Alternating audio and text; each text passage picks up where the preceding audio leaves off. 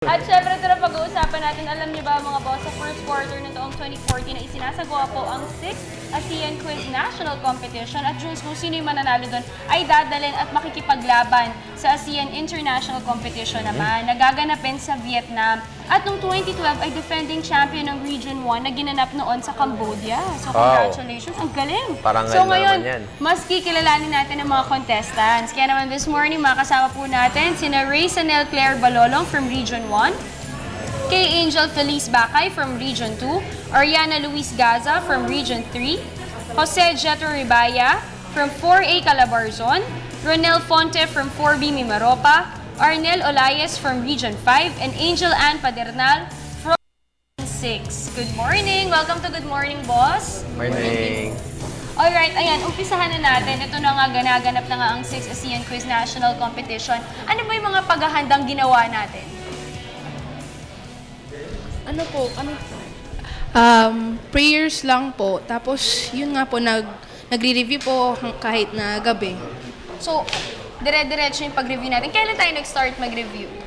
For the national po. Yes. After lang po nung regional, ma'am. Mga January 9, ganun po. Wow, bilis lang. Parang ilang weeks lang yun ah. So, paano nyo siya sinasabay sa studies nyo? Siyempre, students din kayo ngayon, di ba? Ano po, parang hindi na muna po ako ma-attend ng classes, sir. Tapos, nagre-review na lang po kami. Ganun din po sa amin, ina-excuse na rin po kami sa klase para makapag-review ng mabuti. Ganun din po sa amin, yung mga extracurriculars po, yung pinapabayaan po muna namin para po makapag-review kami sa ASEAN. Ganun din po, simula po umaga hanggang pong hapon, nagre-review po kami at may tiwala lang po sa Diyos para manalo. So, ayun po, matagal na rin po kami nagre-review since December po, simula po in division. So, continuous po talaga. Lagi po kaming excuse sa klase para po dun sa review. Siyempre, sa any competition, Dayan, di ba? Bukod sa magre-review ka, minsan pa rin kung sino yung motivation or inspiration Sino mo. ang inspirasyon nyo? Yeah. So, sino bang inspiration nyo individually or siguro as a group din para siyempre magwagi dito sa competition na to? Sa akin po, ang pinaka-inspirasyon ko po talaga yung mga parents ko tapos yung pamilya ko kasi yung parang gusto ko silang bigyan ng pride para maging proud sila sa akin talaga. Ikaw naman, gaano kalaking challenge or siguro sabihin na nating opportunity itong ASEAN Quiz National Competition para sa'yo? Pinakamalaking challenge lang talaga po ito at I'm so grateful that nakasali ako dito dahil first time ko rin po ito Lumaban sa ganito. Lumaban. Okay. Tapos, ano po yung inspiration ko, yung family ko, of course, yung school ko, yung region namin, at ayun. Paano ba pinipili para mag-represent ng per region? Paano? Sinong may qualifications ba? At dun sa region nyo ba mismo, maglalaban-laban muna kayo, right? Paano kayo napili? Anyone can answer? Isipin nyo, ito na yung quiz. Kung dun po kasi sa school, ma'am, parang, ang ginawa po parang pinag-quiz muna po ako kung mako-qualify po ako. Then, yun, nakipag-contest po ako sa regional. Kung mananalo siya pa yung mapupunta sa national. Okay, from regional to national to international, sakaling kayo manalo, anong mararamdaman ninyo? Siyempre, honored po. Kasi parang ikaw yung magre-represent ng Philippines sa ibang bansa. Siyempre, kung mapipili man ako at sana nga, tapos pagpunta dun sa Vietnam daw, parang pressured kasi nga champion yung Philippines last year. Oo, defending champion. Sige yun. So, nandun yung burden, Dayan, no, na syempre before sila yung champion. So, gusto sana natin malaman, how are you handling the pressure right now? Na may ganitong klaseng siguro honor na naibigay yung mga groups before. So, ano yung mga ginagawa yung preparations bukod sa pag-aaral para at least mahanda niyo yung sarili niyo doon? Kailangan po, wag muna po masyadong i-pressure yung sarili. Mag-relax din po kahit minsan, ganun po. Tapos po, review rin po pag may time. Pero bukod ba dito sa ASEAN Quiz National Competition, may nasalihan na kayo before ng mga ganitong klase ng competitions? Sige. Nung since elementary po kasi linalaban ako sa mga competition sa math, sa English, tapos ito nga po. Last year po kasi, din pong ginawang competition yung commission sa wikang pambansa o sa wikang Filipino. Yun po yung paindis-indis talino sa Sigisag Kultura. Represent ko din po yung region namin doon sa national sa Iloilo. So kahit pa paano pala, may mga naging experience na pala kayo. Pero usually, ano ba yung kalimitang challenge na nakikita nyo? Anong hindrance? Time management ba? Yung pagbalanse sa pag-aaral? Time sa pamilya? Anong usual challenge or problema ang nakikita nyo? Yun nga po, time management. Kasi marami rin ginagawa sa school. Tapos ito, review pa sa ASEAN. Anong year na ba kayo ngayon? Puro third year po. Third year high school. So, magka-college entrance exams na rin kayo lahat? Plan nyo ba sa Manila na mag-college? Ano ba to? Coming from different schools kayo? Oo, different Okay. regions sila galing. Ayan, so talagang multi-level din dayan yung honor na mabibigay nila aside from their family, their school. So, syempre, sana nga nagdadasal tayo na sana umabot sila Of hanggang course. Vietnam. At sana, syempre, dun sa mananalo, supportahan natin at syempre, mas tulungan natin. Usually ba, kapag ganyan, kung sino yung manalo, i-review din ng mga kasama? Nagbibigay ba kayo ng tips or advices sa kanila? Siguro po, dahil ito po, yung pong paglumaban po, group po yun, tatluhan po, magtutulungan na lang po yun. Siguro, para dun sa viewers natin na nai-inspire sa inyo ngayon at gusto rin nila sumali sa mga future competitions na tulad nito, ano bang mga advices ang maibibigay ninyo? Yan, siguro po patuloy lang mangarap. Kasi kapag inano mo yung sarili mo na mangarap ka na mangarap, sa dulo makakamit mo yun. Wow. Alright. Siguro someone from babae naman. Ganun din po yung study well and let God do the rest. Yun lang po. Have faith in God and ganun po, study lang naman. Sige, sign. Meron nga po ako nabasa sa libro na kapag gusto mo yung may gusto kang mangyari sa buhay mo, yung buong mundo tutulong para makamit mo yun. Alright, very well said. At syempre at this point, do you have any last message to our viewers, lalo na nga dun sa mga kaedad nyo na gusto ring makasali sa mga ganitong klase ng competition and invite nyo na rin sila sa ASEAN Quiz National Competition? Starting from you. Sige, ikot tayo. Yun nga po, parang kung gusto niyo pong sumali din po sa ganito, kapag third year na rin po kayo, para pag-aralan niyo na lang po yung study and then have faith na lang po para manalo tayo. Study well lang po, tsaka faith in God. Do your best and God will do the rest. Wow.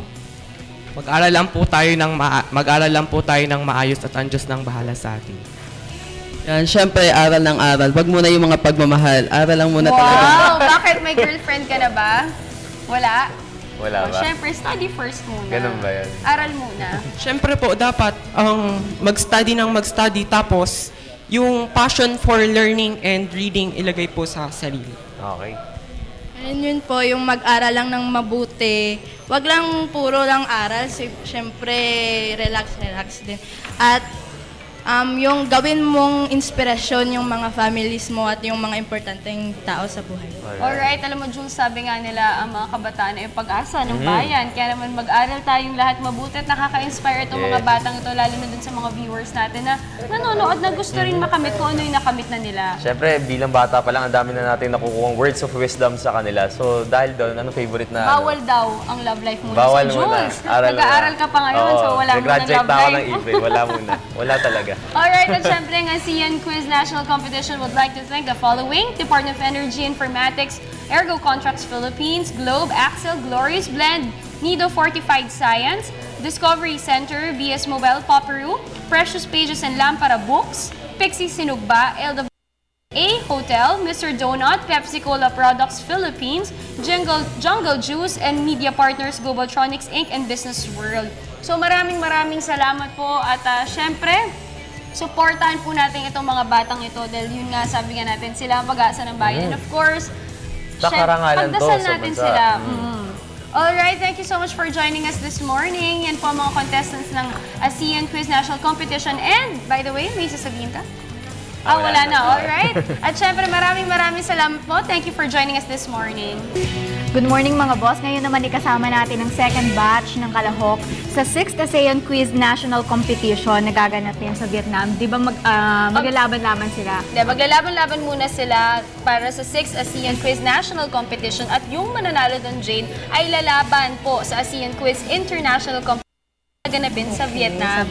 So ito yung mga kikilalanin natin, yung mga contestants natin ngayong umaga, of course, Jade. Okay, so unahin natin ang from Region 7 na si John Vincent Derla. From Region 8 ay si Mariel Ann Ronyo. Ayana Angelo Canoneo from Region 9. Ferns Mark Alegarbes from Region 11. Marlito Soriano Jr. from Region 12. At syempre yung kauna-unahang representative natin from ARMM na si Aisha Sangki. Wow. At si Jose Santiago Ferriel ng CAR. At syempre si Cal Vincent Singson ng NCR. Ayan. Hi, good morning! Welcome to Good Morning, Welcome to Boss. Good Morning, Boss. Excited na kayong makilala namin. Mismo talaga kasi kanina nakilala natin yung first batch, ngayon naman yung second batch. Naitanong namin sa kanila kanina kung sino ba yung mga nagsilbing inspirasyon nila. So ngayon, sino ba nagsilbing inspirasyon sa inyo? Sige, ikaw mauna. Magandang umaga sa ulitin. Ang naging inspirasyon ko po para sumali dito sa ASEAN ay unang-una po yung aking mga magulang, tapos yung aking mga guro sa paaralan at yung aking kapamilya sa probinsya at pati na rin po yung aking advisor na si Ginang Maria Felda Gamo po. Yung naging inspiration ko po ay yung parents ko po, then yung teachers ko po, dahil in-encourage po nila ako na sumali sa contest. Siguro someone from second row? Sino? Yan. Ako po ang aking mga magulang at ang aking mga relatives kasi hindi po nila alam na nanalo ako nung region kaya naging inspiration ko sila ngayon. So pag-usapan naman natin yung hurdles o yung mga challenges na na-encounter nyo dito sa habang nagta-train kayo dito para dito sa competition. Gusto niyo bang i-share yung experiences ninyo? How about you? Sige, go. Iyan na natin, Jane. Siguro someone from second row muna habang ayusin natin yung mic. Yung taga-ARMM. Ano yung mga challenges na kinaharap Since ninyo? first time Gaano kayo sa sumali, kahirap, no? Wala ganyan. bang pressure, di ba?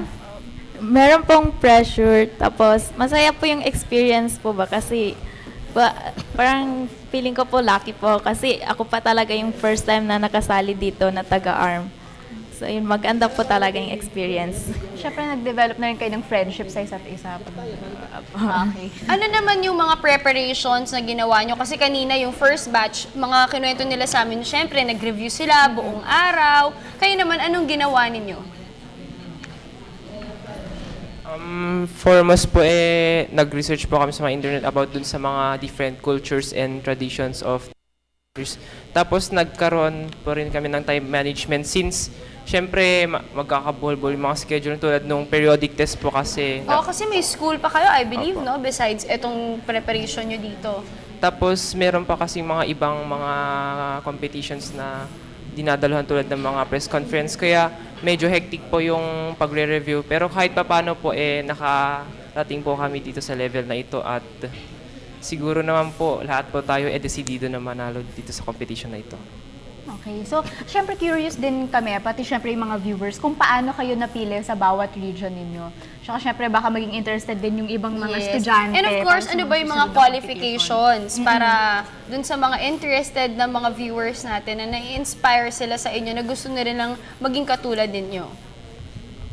Mag-review lang po ng mga tungkol sa ASEAN, yung mga history. Tapos, nagkaroon din ng division round. Tapos, ang nanalo doon, pupunta sa regional din. Ang nanalo naman dito sa national. Pero, ang nais nilang gawin ay yung mag-review, tapos conscious tayo sa time, tapos magre-research about sa ASEAN lahat-lahat. Pero paano kayo napili yung region? Alam ko meron kayong regional, di ba? Pero paano kayo napili? May test ba kayo? May qualifications ba? May required grade ba na kailangan para makasali kayo? May required grade po, 85 pataas sa... Pero nag-take kayo ng test? Opo. So may mga quiz bee din ba kayo sinasalihan para masala kayo? Ganun. Or Opo. yun nga yung sinabi mo kanina na maraming siyang pinagdadaanan, yung division, regional, and sa national. Okay.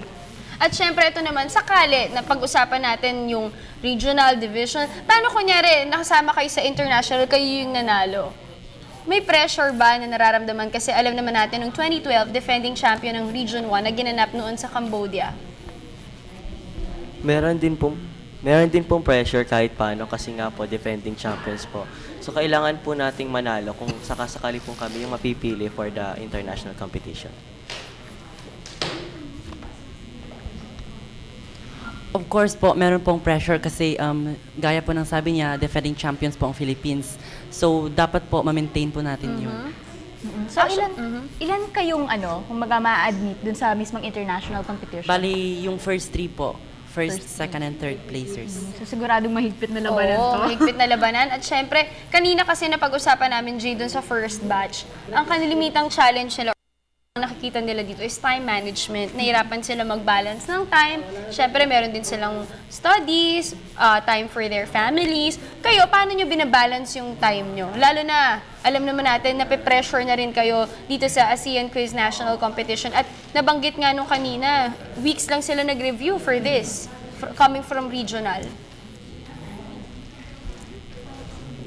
Na-balance naman din po namin yung time namin kasi binigyan kami ng chance ng teachers. Bale, kung halimbawa, excuse ka sa class, after ng contest, ikaw yung magte-take ng special exam, like the periodical exam. Kasi periodical exam namin this week, dapat. So, magte-take na lang ako ng special exam pag uwi ko doon. So at least meron pala silang ginagawang Jade, binibigyan din sila ng special exam. So maganda yan kasi kahit papaano, naiintindihan naman yung sitwasyon nila at umaayon din yung eskwelahan dun sa kanilang schedule. Siyempre, supportado din sila ng mga kanya-kanya nilang eskwelahan. So, tanong ko lang sana kung, di ba sinasabi na intense nga yung pagre-review. So, ilang oras kada araw naman kayo nagre-review? Gano'n to ka-intense yung review sessions ninyo?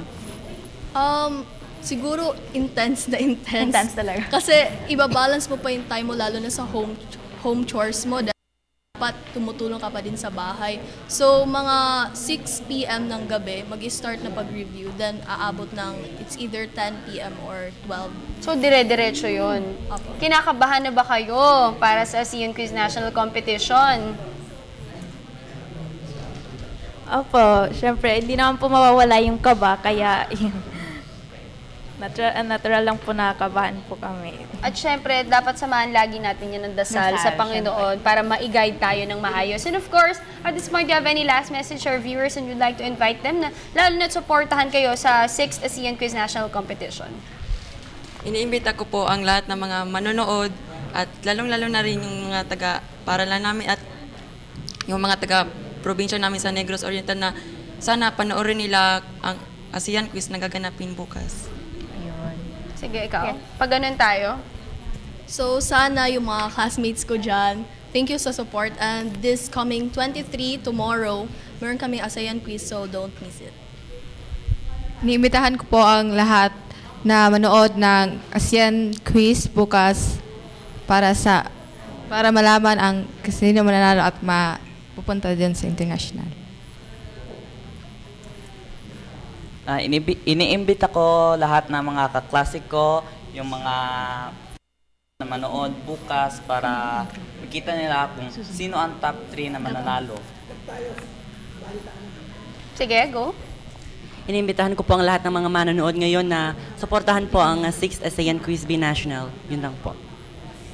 Foremost, we crave for your prayers na sana po ay maging successful tong event na to. At sa mga classmates, tapos yung mga teachers niyo po, sana po manood po kayo para nang sa ganun ma-feel niyo po talaga kung gaano kahirap talaga makipagsagupan para lang po sa competition na to. And of course, ang bagong sale from ARMM. Iniimbitahan ko po ang lahat ng family, relatives, and my teachers. At saka yung mga friends ko po, sana po panoorin niyo po kami bukas bilang suporta niyo po sa amin. Iniimbitahan ko po lahat ng taga-NCR na manood po ng competition para malaman nyo po kung gaano kahirap ang isang para makipag-contest po dito. Alright, thank you so much for joining us this morning. And of course, from Good Morning Boss, we'd like to congratulate you kasi talagang big achievement na yun na makarating at makaapa kayo sa national competition. So congratulations at good luck sa inyo. Naway maging inspirasyon sila, di ba, sa mga susunod pa na generation. Oo nga, sabi nga nila, ang mga kabataan ang pag-asa ng bayan. Kaya naman, mag-aral tayong lahat mabuti. And of course, ASEAN Quiz National Competition would like to thank the following: Energy Informatics, Ergo Contracts Philippines, Globe Axel Glories Blend, Nido Fortified Science, Discovery Center, BS Mobile Popperu, Precious Pages and Lampada Books, Pixie Sinugba, LWA Hotel, Mr. Donut, Pepsi Cola Products Philippines, Jungle Juice and Media Partners, Globaltronics Inc. and Business World. Thank you so much. Maraming salamat. Thank you so much.